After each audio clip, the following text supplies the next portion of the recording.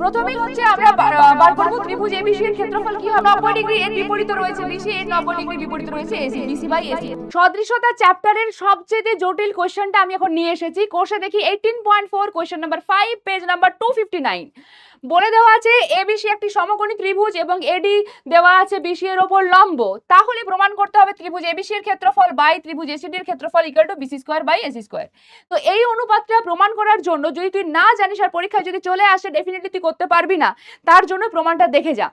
দেখ প্রথমেই হচ্ছে আমরা বার করব ত্রিভুজ এবিসি এর ক্ষেত্রফল কি হবে হাফ ইনটু ভূমি ইনটু উচ্চতা, হাফ ইনটু ভূমি হলো বিসি ইনটু উচ্চতা হলো এডি। একই রকম করে ত্রিভুজ এসিডি এর জন্য করব হাফ ইনটু ভূমি হবে সিডি আর ডিসি এবং উচ্চতা হবে এডি।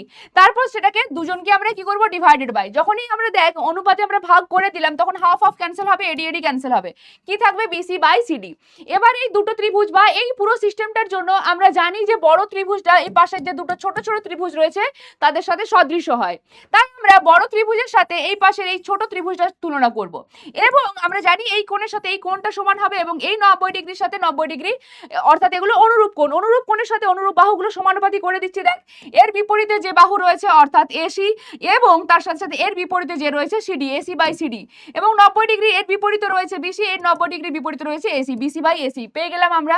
এখান থেকে যদি আমরা গুণ করে দিই দেখ সিডির মানটা আমরা পেয়ে যাব AC into AC AC square আর এই বিসিটা ভাগ হয়ে যাবে। এই সিডি এর মানটাই গিয়ে পর এখানে বসিয়ে দেব, কত আসবে এখানে বিসি বাই সিডি এর মানটা দেখ বসিয়ে দিচ্ছি, এটা আসবে এসি স্কয়ার বাই বিসি অর্থাৎ উপরে গিয়ে গুণ হয়ে যাবে into BC, BC into BC BC square by AC square, বাস হয়ে গেল প্রমাণ, চেক করে নে।